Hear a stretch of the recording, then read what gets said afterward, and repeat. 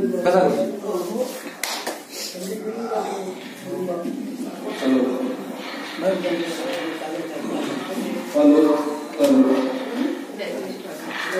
वार्डातील प्रतावात बौद्ध उपासक आणि उपासिका त्यांना सूचित करण्यात येते की वंदनेचा एक भाग या ठिकाणी संपन्न झालेला आहे। यानंतर वंदनेचा दुसरा जो भाग आहे तो धम्मोपदेशन आहे। अर्थातच या वर्षामध्ये भारतीय संविधानाला 75 वर्ष पूर्ण झालेली आहे। तो संविधानाचा रौप्य महोत्सव आपण या वर्षापासून एक उपक्रम सुरू केलेला आहे। रौप्य महोत्सव निमित्त की संविधानाची जागृती व्हावी या उद्देशाने आपण हा उपक्रम सुरू केलेला आहे। तेव्हा आपण संविधानाचे आतापर्यंत 3 पुष्प गुंफलेले आहे आणि आज संविधानाचं 4थं पुष्प त्या ठिकाणी गुंफणार आहे। भारतीय बौद्ध महासभेचे उत्साही कार्यकर्ते आदरणीय गुलाबजी नागदेवी सर हे आजच्या संविधानाचं 4थं पुष्प गुंफण्यासाठी मी या ठिकाणी आमंत्रित करतो। त्यांनी या ठिकाणी गौतम बुद्ध, विश्वरत्न डॉक्टर बाबासाहेब आंबेडकर, माता भीमाई, माता रमाई यांना त्रिवारवंदन। आज 5 जानेवारी 2025 रोजी भारतीय बौद्ध महासभा बंजारा अमरावतीच्या वतीने आयोजित केलेली देवाची वंदना आज सुजाता बौद्धविहार येथे आयोजित केलेली आहे।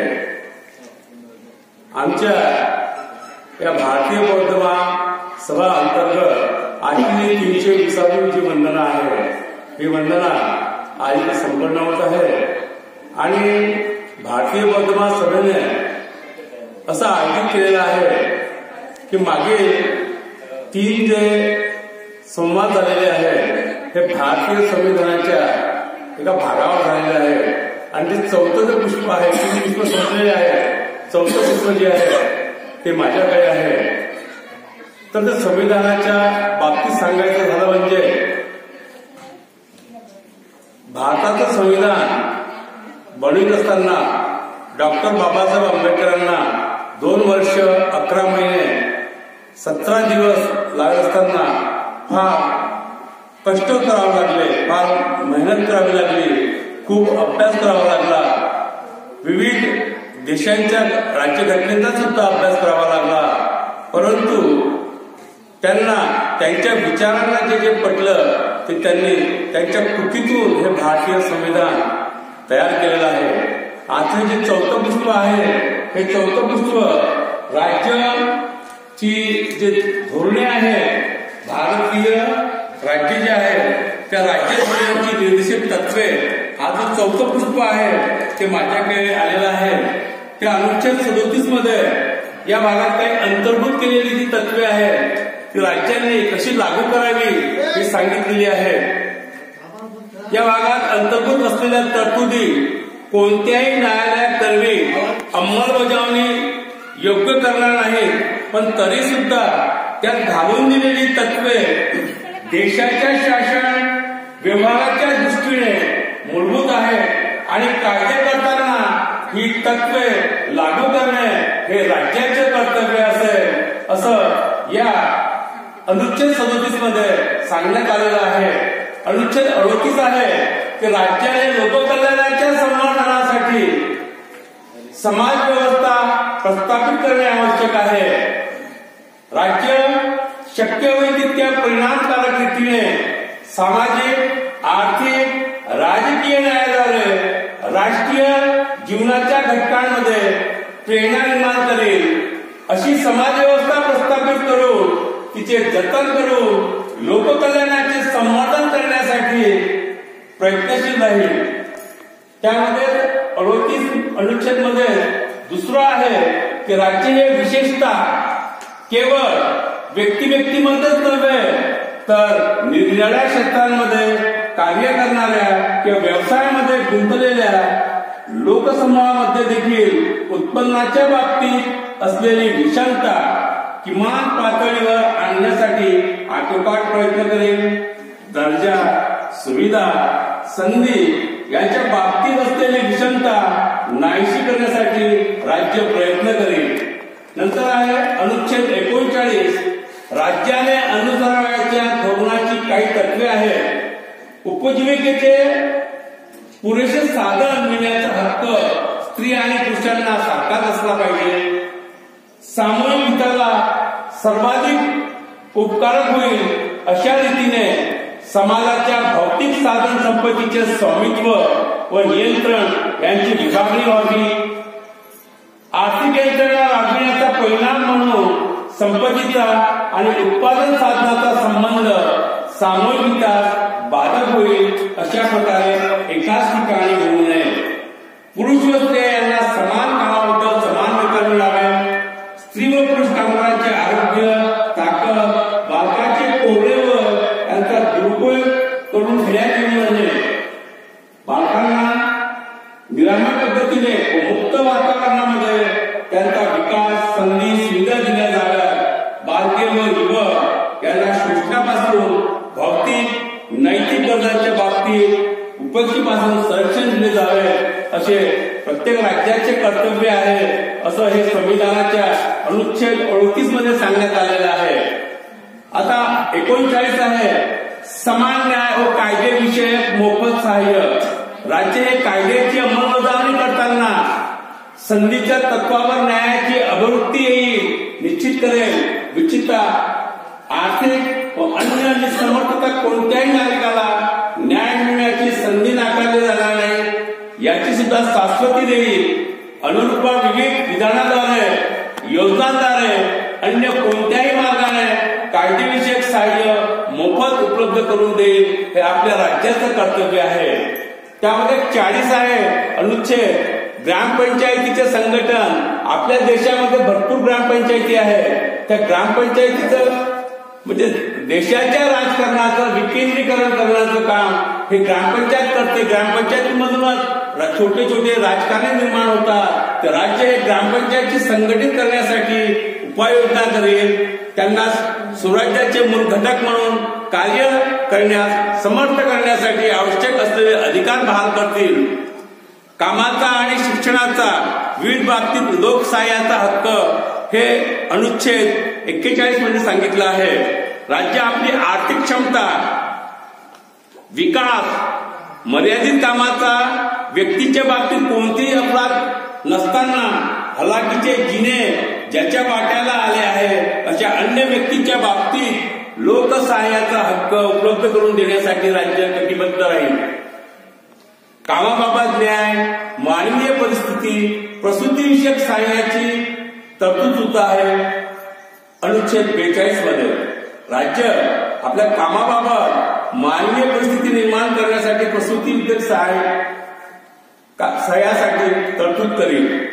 कामगारांना निवारण, वेतन इत्यादी 43 अंतर्गत सांगितलं आहे की राज्य यथायोग्य विधिविधानाद्वारे किंवा आर्थिक सुसंघटन करून अथवा अन्य कोणत्याही मार्गाने शेतकी, औद्योगिक अर्थात सर्व कामगारांना काम, निर्वाह वेतन, समुचित जीवनमान, सामाजिक सांस्कृतिक संधीचा पूर्ण उपयोग याची शाश्वती देण्याची साठी कटिबद्ध राहील. 43 क मध्ये सांगितलं आहे की उद्योगधंद्याच्या व्यवस्थापनाकडे कामगारांचा सहभाग. राज्य हे कोणत्याही गुंतलेल्या उपक्रम, आस्थापना किंवा संघटना यांच्या व्यवस्थापनामध्ये कामगारांना सहभागी करून घेता आले पाहिजे यासाठी उपाययोजना आखेल. सहकारी संस्थांचे प्रचालन. राज्य सहकारी संस्थांची स्वच्छतेने रचना करण्यास, स्वायत्तपणे कार्य करण्यास, लोकशाही पद्धतीने नियंत्रण करण्यास प्रोत्साहन देण्यासाठी राज्य कटिबद्ध राहील. आता नागरिकांना भारताच्या राज्य क्षेत्रात नागरिक संहिता लाभावी यासाठी सुद्धा राज्य प्रयत्न करेल. काय कर्तव्य आहे आपल्या नागरिकांची तुम्ही थोडक्यामध्ये तुमच्याकडे सादर करतो. काय मूलभूत कर्तव्य आहेत आपल्या भारतीय नागरिकांची. 51 मध्ये सांगितलेलं आहे. थोडक्यात घेतो मी, खूप मोठा आहे हा विषय, इतका मोठा आहे की बोलण्यासाठी भरपूर वेळ लागतो. भरपूर वेळ म्हणजे 2-3 तासात सुद्धा याच्यावर आपल्याला आपले विचार प्रकट करता येऊ शकतात. तुम्ही थोडक्यात घेतो. प्रत्येक नागरिकाचं काय कर्तव्य आहे? संविधानाचे पालन करणे, त्यांचे आदर्श व संस्था, राष्ट्रध्वज, राष्ट्रगीत यांचा आदर करणे. नंतर आहे ज्याच्यामुळे आपल्या राष्ट्रीय स्वातंत्र्य लढ्यास स्फूर्ती मिळाली त्या उदात्त आदर्शांची जोपासना करून त्यांचं अनुसरण करणे. भारताची सार्वभौमता, एकता, अखंडता उन्नत ठेवणे, त्यांचे संरक्षण करणे. देशाचे संरक्षण व आव्हान केले जाईल जेव्हा राष्ट्र संकटात असेल तेव्हा प्रत्येक राज्याने सुद्धा त्यांना राष्ट्राच्या साठी सहकार्य केले पाहिजे असं हे मूलभूत कर्तव्य म्हणते. धार्मिक, भाषिक, प्रादेशिक किंवा वर्गीय भेदाच्या पलीकडे जाऊन भारतातील सर्व जनतेमध्ये सामंजस्य, बंधुभाव वाढीला लावणे, स्त्रियांच्या उघडपणाला आणणाऱ्या प्रथांचा त्याग करणे हे सुद्धा एक मूलभूत कर्तव्य आहे. आपल्या संमिश्र संस्कृतीच्या समृद्ध वारशाचे मोल जाणून ते जतन करणे हे एक सुद्धा महत्वाचं मूलभूत कर्तव्य आहे. आपल्या देशामध्ये असलेला वने, सरोवरे, नद्या, वन्यजीवसृष्टी या सर्व नैसर्गिक पर्यावरणाचे रक्षण करणे, त्यात सुधारणा करणे, प्राणीमात्राबद्दल दयावृत्ती दाखविणे हे सुद्धा एक आपलं कर्तव्य आहे. विज्ञाननिष्ठ दृष्टिकोन, मानवतावाद, शोधक बुद्धी आणि सुधारणावाद यांचा विकास करणे हे सुद्धा एक महत्वाचे कर्तव्य आहे. सार्वजनिक मालमत्तेचे रक्षण करणे, हिंसाचाराच्या निधनपूर्वक त्याग करणे, राष्ट्र सतत उपक्रम सिद्धी यांच्या चढत्या श्रेणी गाठत जाईल अशा प्रकारे सर्व व्यक्तिगत आणि सामुदायिक कार्यक्षेत्रांमध्ये पराकाष्ठेचे यश संपादन करण्यासाठी झटले पाहिजे हे सुद्धा एक आपलं मूलभूत कर्तव्य आहे. माता पित्याने किंवा पालकाने 6 ते 14 वर्ष वयोगटातल्या जे मुलं असतात, जे बालकं असतात, त्या अपत्यांचं, त्या बालकांचं सुद्धा प्राथमिक शिक्षण संधी घेण्यासाठी आपल्या आई वडिलांनी त्यासाठी ऐकलं पाहिजे. 14 वर्ष वयोगटाचे जे बालकं आहेत त्यासाठी प्राथमिक शिक्षण अतिशय मूलभूत आहे. 14 वर्षापर्यंत त्याला प्राथमिक शिक्षण दिल्याशिवाय कुठल्याही कामावर त्यांना पाठवू नये. आजकाल कुठे पाठी लागलेले असते की बालमजुरी 14 वर्षाच्या वरच्या आहेत ते करू शकतात, पण आतील कायद्याने तो गुन्हा आहे. हे सर्व आपल्या भारतीय संविधानामध्ये नमूद केलेलं आहे. राज्याने कुठली धोरणं आखली पाहिजे, नागरिकांची मूलभूत कर्तव्य कोणते आहेत हे मी तुमच्या पुढे आता सादर केलेले आहे. मी माझ्या पद्धतीने आपले विचार मांडण्याचा प्रयत्न केला आहे. भारतीय संविधान सभेचा सैनिक दलाचा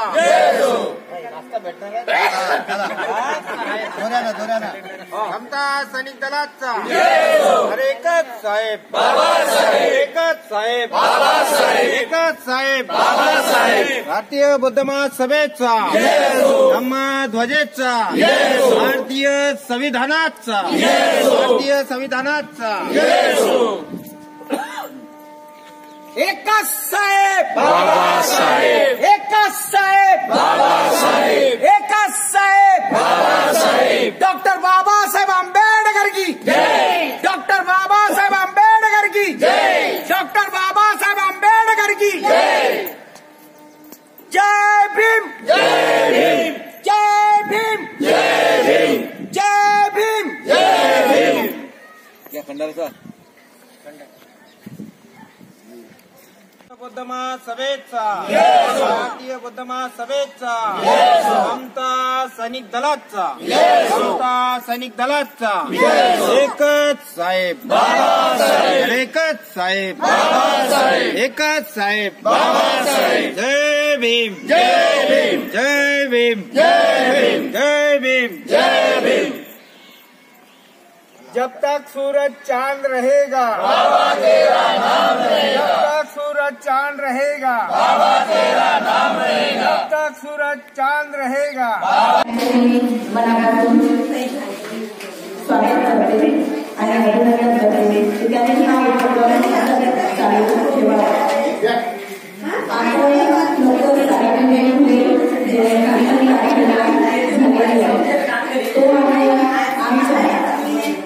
तो आमचा जो गटप्रकारे वस्तीचं संघ आहे संविधानाचा मी माझी ओळख करून देते. मी छाया ओमप्रकाश भटकर. या वस्तीमध्ये जो संविधान वस्तीचा संघ आहे त्या वस्तीचा संघाची मी अध्यक्ष आहे. आणि संविधान हे अमृत महोत्सवी वर्ष चालू आहे. तर लवकरच दुसरा कार्यक्रम संविधान अमृत महोत्सवी कार्यक्रमाचा आपल्या विभागामध्ये होणार आहे. तर त्या कार्यक्रमाला आपण सर्वच आमंत्रित.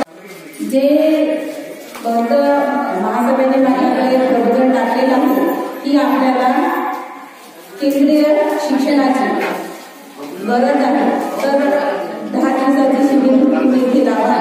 तर हे शिबिर आपण उपाशिकांनी मिळून लावूया ही मी सर्वांना विनंती करते. आणि या संधीचा सुद्धा आपण सर्वांना लाभ घ्यावा. आणि इथे जे उपस्थित राहिलेले आहेत त्या सर्वांचे मी मनपूर्वक आभार मानते. जय भीम, जय भारत, जय बौद्ध महासभा, जय विजय असो. भारतीय संविधान चिराई हो, चिराई हो, चिराई हो.